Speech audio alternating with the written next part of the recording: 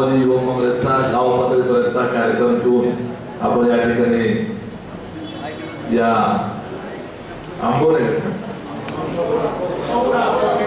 पौड आंबवणे हा जो जिल्हा परिषदचा गट आहे किंवा आपण त्याला सर्कल म्हणतो त्याचीही बैठक लावते। पुणे जिल्हा परिषदेमध्ये जवळपास 75 जिल्हा परिषदेचे सर्कल आणि राज्यभरामध्ये आपण हा गाव ते काही राष्ट्रवादी आणि घर तिथे झेंडा हा कार्यक्रम दिलाय आणि ह्या जिल्हा परिषद गटाच्या या बैठकीच्या निमित्ताने या ठिकाणी उपस्थित असलेले मुळशी तालुक्याचे अध्यक्ष शंकरराव मांडेकर, कार्याध्यक्ष सुनील चांदरे, जिल्हाध्यक्ष राजेंद्र कोरेकर, जिल्हा कार्याध्यक्ष संतोष मोरे, ज्यांनी एक चांगलं काम या भागामध्ये उभा केलं आणि तरुणांची एक फळी उभा केली। सगळ्याच तरुणांनी एक आदर्श घ्यावा आणि लोकप्रतिनिधी कसा असावा, कशा पद्धतीने काम उभा करावं याचं एक चांगलं मूर्तिमंत उदाहरण जे आपल्या समोर आहे ते या पंचायत समिती गणाचे आंबवणे पंचायत समिती गणाचे सदस्य आणि गटनेते बाबासाहेब कंदारे, महिला ज्या आता सभापती होत्या पूर्वी काय जनाबाई इट्टे,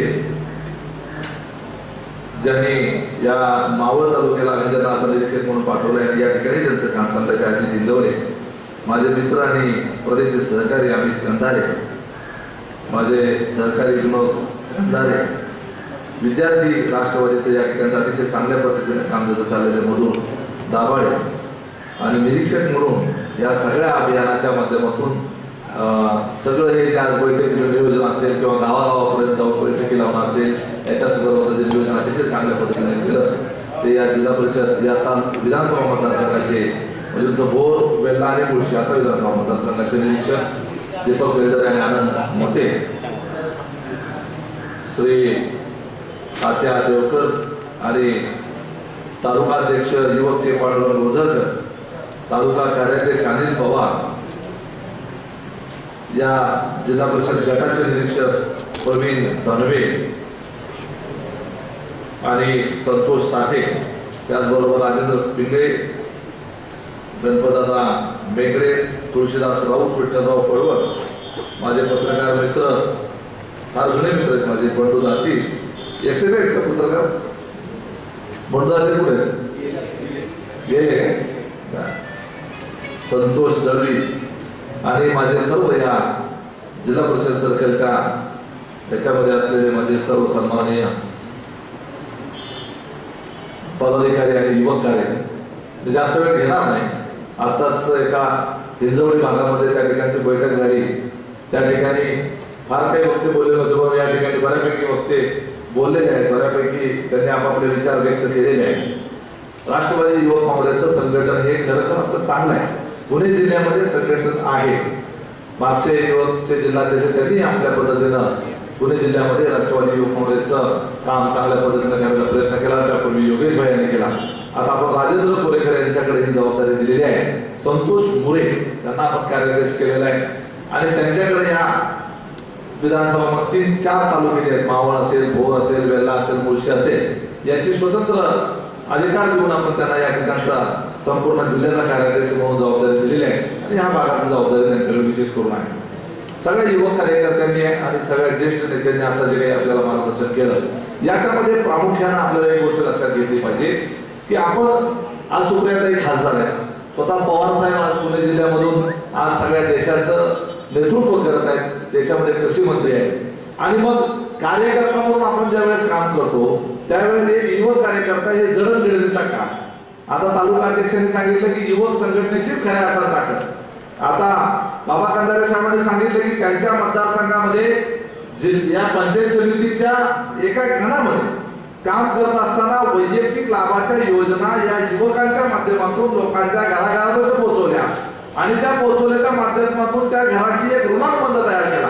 साधा एक सौर कंदील दिला तरी सुद्धा लोक विसरत नाहीत, त्याच्यामध्ये एखादी ताडपत्री जर त्याला तुमच्या माध्यमातून मिळाली असेल तर विसरत नाहीत। आतापर्यंतच्या सर्व प्रकारच्या वेगवेगळ्या काम आपल्याकडे एक पद्धत आहे की रस्ता झाला तो सरकारने केला, पाण्याची टाकी बांधली ती सरकारने बांधली, कुठल्याही पद्धतीची विकास कामं केल्यानंतर त्या संबंधित नेत्यापेक्षा ते सरकारने केलं असं दिसून येतं. आपल्या कार्यकर्त्याच्या माध्यमातून ते झालं हे प्रकर्षाला पुढे आल्यानंतर त्या ठिकाणी पक्षाचा विस्तार व्हायला मदत होते.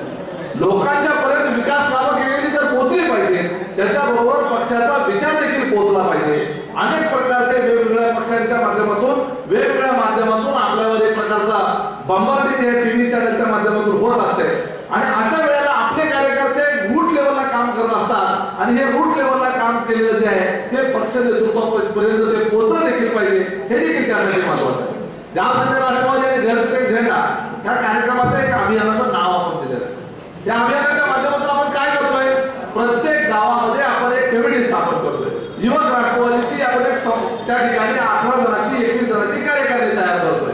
ही कार्यकारिणी तयार करत असताना एखाद्या थोडंसं शांत राहा, 10 मिनिटांमध्ये हा फक्त विषय संपवतो. मला लक्षात आलेला आहे की आता मानसिकता फारसं काय तुमचं समजून घेण्याची राहिलेलं नाही, परंतु ह्या सगळ्या प्रक्रियेमध्ये आपल्याला नेमकं काय काम करायचं हे देखील लक्षात आलं पाहिजे. कारण गावामध्ये आज आपल्याकडे नाना तुम्ही जर समजा ठरवलं की सगळ्या प्रत्येक गावातली 10-11 जणांची नावं काढायचं तर तुम्ही एका खोलीत बसून काढू शकता, परंतु त्याच्यामुळं आपली कमिटी तयार होत नाही. प्रत्यक्ष कार्यकर्त्यांमध्ये तो वेगळ्या पद्धतीचा मेसेज जातो. आपल्याकडे पूर्वी सभासद नोंदणी अभियान, सभासद नोंदणीची पुस्तकं येऊन पडायची कार्यालयामध्ये आणि पक्षाकडून निरोप आला की धडाधड सभासद नोंदणी 5,000 रुपये भरायचं. हे नेत्यावर जबाबदारी दिली, फोन आला जिल्हाध्यक्षाचा की सगळे सभासद नोंदणी झाली पाहिजे. 5,000 सभासद केले, 10,000 सभासद केले. प्रत्यक्षात जो सभासद झाला त्याला माहित नाही आणि ज्यांनी केले त्यालाही माहित नाही. अशा पद्धतीने संघटन वाढत नाही. संघटना आपल्याला वाढवायची असेल तर प्रत्यक्ष आपल्याला त्यांच्यापर्यंत केलं पाहिजे. जो संघटनेचा पदाधिकारी आहे त्याला माहित असलं पाहिजे की मी या संघटनेचा सभासद आहे. आता आपण एका बोर्डाचं उद्घाटन केलं, शाखेचं उद्घाटन केलं, त्या ठिकाणी बोर्ड लागला, त्या बोर्डावर त्या ठिकाणच्या कार्यकारिणीच्या किंवा ह्या जिल्हा परिषद गटाच्या ह्या गावाच्या काही कार्यकर्त्यांचं नाव त्या बोर्डावर लागलं. आपल्या पवार साहेबांच्या पक्षाच्या बोर्डावर माझं नाव लागलं याचा एक अभिमान त्या कार्यकर्त्याला असतो. कुठंतरी ह्या सगळ्या गोष्टी नोंदीमध्ये येणं गरजेचं आहे. आपण एक पुस्तिका काढलेली आहे, प्रत्येक गावासाठी गाव तिथे राष्ट्रवादीची एक आपण पुस्तिका काढली आहे. ती पुस्तिका म्हणजे काय, त्याच्यामध्ये काय माहिती आहे का, त्याच्यामध्ये आपल्याला या गावामध्ये जेवढे मतदान केंद्र आहेत त्या मतदान केंद्रामध्ये जी आपण कमिटी करतोय 11 जणांची कमिटी आपण एका मतदान केंद्रासाठी करतोय, एका गावासाठी 21 जणांची आपण करतोय. ही 21 लोकांची नावं त्या पुस्तकामध्ये येणार आहेत. पवार साहेबांच्या नावाने ते पुस्तक आहे. अशा पद्धतीने या जिल्ह्यामधल्या प्रत्येक गावातल्या कार्यकर्त्याचं नाव, बूथ कमिटीच्या कार्यकर्त्याचं नाव त्या ठिकाणी येणार आहे. त्याचं नाव, मोबाईल नंबर, जन्मतारीख, जात, शिक्षण सगळ्या प्रकारची नोंद त्याच्यामध्ये आहे. त्याच्याबरोबर त्या गावाच्या संबंधित असलेली राजकीय, बिगर राजकीय, प्रशासकीय सर्व प्रकारची माहिती आपण त्या पुस्तिकेमध्ये एकत्र करतोय. एकंदरीत येणाऱ्या काळामध्ये निवडणुकीला सामोरं जात असताना पक्षाची यंत्रणा नीटपणे हाताळता यावी याच्याकरिता आवश्यक असलेली माहिती आपण त्या पुस्तिकेमध्ये एकत्र करतोय. कार्यकर्ते काम करतात, केलेल्या कामाची नोंद कुठं होते का नाही हे कार्यकर्त्याला समजत नाही. ती होण्यासाठीचा एक दुवा म्हणून आपण या पुस्तिकेकडे पाहिलं पाहिजे, या अभियानाकडे आपण ते पाहिलं पाहिजे. आपल्या कार्यकर्त्यांनी केलेल्या कामाचं माहिती त्या नेतृत्वाच्या माध्यमातून वरिष्ठांपर्यंत जाते का नाही याचा एक साध्यबद्ध आराखडा आपल्याला त्या निमित्तानं आपल्याला करता आला पाहिजे. आज आम्ही या ठिकाणी आलो, मला सुनील तंगरेंचं भाषण ऐकायला मिळालं, जिल्हाध्यक्षांचं भाषण ऐकायला मिळालं, आमचे वरिष्ठ तालुकाध्यक्षांचं भाषण ऐकायला मिळालं, त्याचबरोबर या ठिकाणी अमराळे साहेबांचं भाषण ऐकायला मिळालं, सगळ्या अमित कंदारेंचं भाषण ऐकलं. बाबाराव कंदारेंनी जी काही वैयक्तिक लाभाच्या योजनांच्या माध्यमातून जी मागणी केलेली आहे ती मला समजली. कार्यकर्त्याचं एक प्रकारे प्रशिक्षण, शिक्षण अशा पद्धतीच्या बैठकांमधून होत असतं. त्याच्या माध्यमातून एखादा नेता हे जिल्हा परिषद सदस्य झाले, हे पंचायत समिती सदस्य झाले किंवा हे मार्केट कमिटीचे चेअरमन झाले, हे निवडून आले म्हणजे नेमकं कशामुळे आले, यांनी नेमकं काय काम केलं होतं हे माझ्या आज गावात तरुण कार्यकर्त्यांना आज जर समजलं तर उद्याला त्याच्या गावामध्ये सरपंच होण्यासाठी, गावामध्ये सदस्य होण्यासाठी किंवा जिल्हा परिषद पंचायत समिती निवडणूक होण्यासाठीची तयारी नेमकी मला कशी केली पाहिजे याचं एक शिक्षण अशा बैठकांमध्ये होत असतं. संघटन म्हणजे नेमकं काय, संघटन हे जे आहे ते एकमेकाशी आपली संवाद होणं, एकमेकाचा परिचय होणं, पक्षाची विचाराची देवाणघेवाण होणं, आपल्या नेत्यांनी काय काम केलंय याची माहिती आणि त्याची चर्चा होणं आणि या माध्यमातून त्या पक्षाचा विचार माझ्या घरामध्ये पोहोचणं, माझ्या गावामध्ये पोहोचणं, कार्यकर्त्याच्या माध्यमातून, गावातल्या चावडीवरच्या भाषणाच्या माध्यमातून गावकऱ्यांपर्यंत तो विचार पोहोचणं, हे काम या अशा बैठकाच्या माध्यमातून होतं आणि याच्यातून संघटन वाढतं. आपल्याला हे माहित असलं पाहिजे. आज आपल्या ठिकाणी संपूर्ण टीव्हीवर आपण पाहतो की लावासाच्या संदर्भामध्ये बातम्या यायला सुरुवात झाल्या की कायम आपल्या नेत्यांच्या विरोधामध्ये त्या संदर्भामध्ये चर्चा होते. आपल्या सगळ्या कार्यकर्त्यांच्या माध्यमातून एक गोष्ट पोहोचली पाहिजे, याच्या संदर्भामध्ये आपण देखील उठाव केला पाहिजे. हे चाललंय ते चुकीचं चाललंय. ज्या चॅनलवर अशा पद्धतीनं चुकीच्या बातम्या दाखवल्या जातात त्याच्या विरोधात देखील आपल्याला आवाज उठवला पाहिजे. लावासा सारखा प्रकल्प या भागामध्ये आला तर या भागाचं नाव संपूर्ण जगामध्ये कानाकोपऱ्यामध्ये गेलं. इंग्रजांनी फक्त या देशामध्ये हिल स्टेशन उभी केली. हिल स्टेशनला काय म्हणतात? गिरीस्थान. इंग्रजांनी त्या काळामध्ये त्यांना या भारताचा उन्हाळा सहन होत नव्हता म्हणून भारतातली थंड हवेची ठिकाणं शोधून काढली. माथेरान असेल, महाबळेश्वर असेल किंवा पाचगणी असेल किंवा वाई असेल, अशा पद्धती चिखलदरा असेल, अशा पद्धतीची सिमला वगैरे अशी जी शहर आहे अशा पद्धतीची ठिकाणं इंग्रजांनी शोधून काढली आणि त्या ठिकाणीचा परिसर जो आहे हिल स्टेशन म्हणून डेव्हलप केला. आज आपण पाहतो की हिल स्टेशन केल्यामुळे त्या भागाचा डोंगर नगरातली गावं परंतु हिल स्टेशन म्हणून विकसित केली आणि त्या भागाचा प्रचंड मोठ्या प्रमाणावर विकास झाला. हजारो लाखो पर्यटक त्या ठिकाणी येतात, खिशामध्ये असलेले आहे तेवढे पैसे त्या ठिकाणी खर्च करतात. त्याचा फायदा तिथल्या स्थानिक तरुणांना होतो, स्थानिक रोजगार मिळण्यासाठी होतो, स्थानिक व्यवसाय वृद्धीसाठी होतो, स्थानिक भागाचा विकास होण्यासाठी होतो.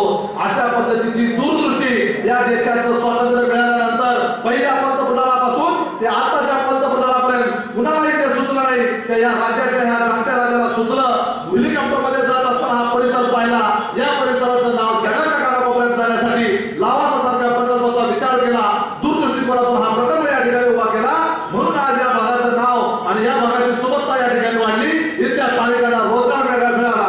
त्या डोंगर दऱ्यामध्ये कधी मुसळ सुद्धा उगवली नसती, कधी त्या डोंगर दऱ्यामध्ये रस्ता सुद्धा झाला नसता, पोटातलं पाणी सुद्धा हलत नाही. अशा पद्धतीचा रस्ता त्या लावासाच्या माध्यमातून झाला.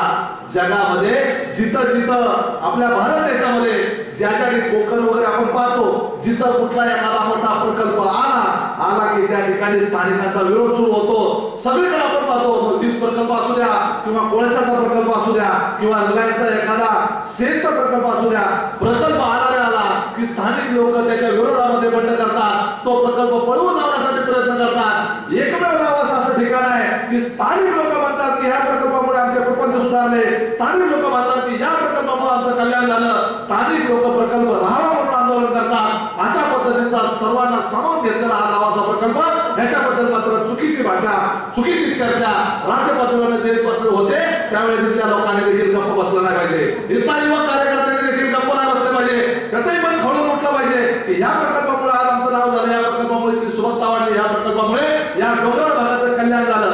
आज या ठिकाणी टाटाचं धरण आहे, या धरणाची उंची वाढवली नसती तर इथला कितीतरी हजारो हेक्टर परिसर जो आहे तो पाण्याखाली आला नसता आणि प्रकल्प सिंचित झाला नसता.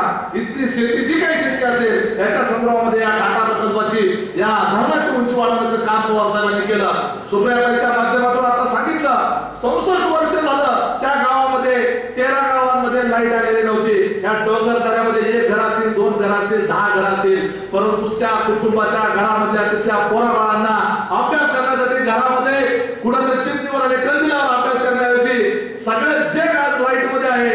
याला एवढी आधुनिकता झाली, एवढी टेक्नॉलॉजी वाढली, परंतु या दऱ्याखोऱ्यातली जी माणसं आहेत ही अंधारात सापडत होती. त्यांच्या घरामध्ये दिवा लावण्याचं काम सुप्रियाताई सुळेंच्या माध्यमातून हे झालेलं आहे. हे लोकांपर्यंत पोहोचलं पाहिजे. हे आमच्या कार्यकर्त्यांनी याचा अभ्यास केला पाहिजे, याची चर्चा सगळीकडे झाली पाहिजे. आम्ही काय करतो, आम्ही काम करतो, गरिबांच्यासाठी काम करतो, डोंगर दऱ्याच्या माणसासाठी काम करतो, हे सगळं जे आहे या संघटनेच्या माध्यमातून झालं पाहिजे. संघटन चांगला असेल. आज या ठिकाणी आपले कार्यकर्ते आपण बोलवले, त्यात आपल्याकडे यांचे मोबाईल नंबर आहेत, या ठिकाणी आपण सगळ्यांना निरोप पाठवले, परंतु आजही आपल्याकडे प्रत्येक गावातल्या राष्ट्रवादी विचाराच्या सगळ्याच लोकांचे फोन नंबर नाही आहेत. सगळ्यांची सामाजिक परिस्थिती आपल्याला माहित नाही, सगळ्यांची शैक्षणिक परिस्थिती आपल्याला माहित नाही, प्रत्येक गावाच्या अडीअडचणी आपल्याला माहित नाही, त्या गावाचा अत्यंत महत्त्वाचा माणूस कोण आहे आपल्याला माहित नाही. हे सगळं काम आपल्याला गाव तिथे राष्ट्रवादी आणि घर तिथे झेंडाच्या माध्यमातून करायचं आहे.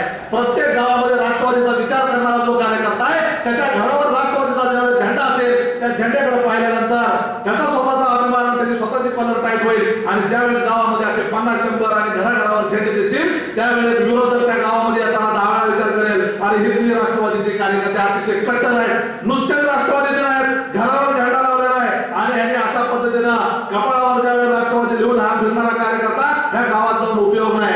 अशा पद्धतीचं काम त्या ठिकाणी झालं पाहिजे. सुप्रियाताई सुळे आमच्या खासदार आहेत. सांगितलं एका पंचायत समिती काळामध्ये 12 कोटी रुपये खर्च केले. मागच्या वेळेस या ठिकाणी जिल्हा परिषद अध्यक्षपद दिलं होतं. 350 ते 400 कोटी रुपयाची कामं या नुसत्या मुळशी तालुक्यामध्ये त्यावेळेस झाली.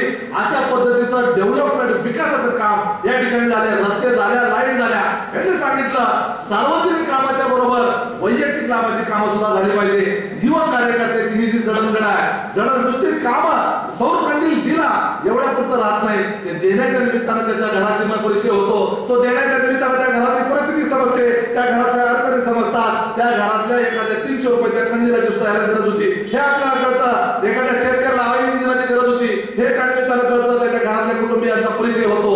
आणि हे करण्यासाठी शासनाच्या योजनेचा फायदा करून घेण्यासाठी, फायदा जो शासनाच्या योजनेचा स्वतःचा पक्ष वाढवण्यासाठी, जनसंपर्क वाढवण्यासाठी कार्यकर्त्यांनी केला पाहिजे.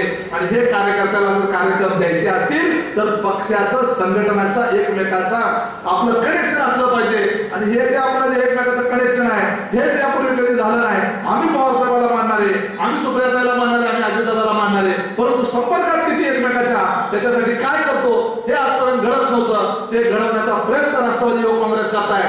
वरिष्ठ राष्ट्रवादी आपल्याला सहकार्य करते आहे. तालुका अध्यक्ष स्वतः तरुणच आहेत. या ठिकाणचे पंचायत समिती सदस्य, जिल्हा परिषद सदस्य स्वतः तरुण आहेत. तिथे ग्रामपंचायत आपल्या ताब्यामध्ये आलेले आहे. जवळपास सगळी अनेक 95% गावं आपल्याला या निमित्तानं आपल्या ताब्यात आलेले आहेत. अशा पद्धतीचे एक झंझावात राष्ट्रवादीचा या ठिकाणी सुरू आहे. खासदार तुम्हाला वेळ देत आहे. स्वतःचे दादा या ठिकाणी वेगवेगळे कार्यक्रम घेत असतात. साहेबांचं नाव आज आपण देशपातळीवर नेलेलं आहे. आपण नुसतंच म्हणतो की साहेब पंतप्रधान झाले पाहिजे. आपण नुसतंच म्हणतो की आपण अजितदादा मुख्यमंत्री झाले पाहिजे. हे मुख्यमंत्री होण्यासाठी आणि पंतप्रधान होण्यासाठी म्हणून होत नाही, भाषण करून होत नाही. वेळ लागल्या सगळं पेट्रोल उठलं पाहिजे. आमच्या रक्तामध्ये चेतना आली पाहिजे. आम्ही तरुण उठलं पाहिजे. आम्हाला ती भावना आली पाहिजे की माझा अजितदादा जर उद्या मुख्यमंत्री व्हायचा असेल तर गावातलं मत नामत राष्ट्रवादीला पडलं पाहिजे. आमची भांडणं आम्ही आमच्या घरात ठेवली पाहिजे. एकमेकाचा दुस्वास नाही केला पाहिजे. मी या ठिकाणी माझी भांडणं करत बसलो तर माझा दादा उद्या मुख्यमंत्री होणार नाही. त्याला मुख्यमंत्री करण्याची नुसती भाषा करून उपयोग नाही. तर प्रत्यक्ष गावामध्ये मला काम करावं लागेल. मला स्वतःच्या घरात भांडण विसरावं लागेल. मला हा विचारतो का नाही, माझा नेता मला आवडतो का नाही, ह्याच्यापेक्षा दादासाठी मी काय करू शकतो, सुप्रियाताईंसाठी मी काय करू शकतो, भारतामध्ये सगळ्यात जास्त मताने सुप्रियाताईला निवडून आणण्याचा पण आपण कसा करू शकतो याचा आपण विचार केला पाहिजे. आणि हा विचार गावाच्या कोपऱ्यापर्यंत शेवटच्या कार्यकर्त्यापर्यंत पोहोचवण्यासाठी गाव तेथे राष्ट्रवादी घर तेथे झेंडा हे अभियान आहे. या अभियानाच्या माध्यमातून हे सगळं साध्य करण्याचा आमचा प्रयत्न आहे. आपली सगळ्यांची साथ आहे, वरिष्ठांची साथ आहे, सगळ्या राष्ट्रवादीच्या वीरची साथ आहे. लोकचळवळ यातून उभी राहिली पाहिजे. लोकसहभाग यातून झाला पाहिजे. प्रत्येक सर्वसामान्य माणूस हा राष्ट्रवादीचा झाला पाहिजे. आपला विचार लोकांना पटत नसेल तो पटवून देण्याची क्षमता आपण विकसित केली पाहिजे. एवढं मोठं काम आपल्या नेत्यांनी उभा केलेलं आहे. हे काम लोकांपर्यंत पोहोचत नीटपणे नाही म्हणून विरोधी पक्षांना जागा मिळते. इतक्या कामाच्या पुढे हे कुठेही पालापोत्रासाठी उडून जातील. परंतु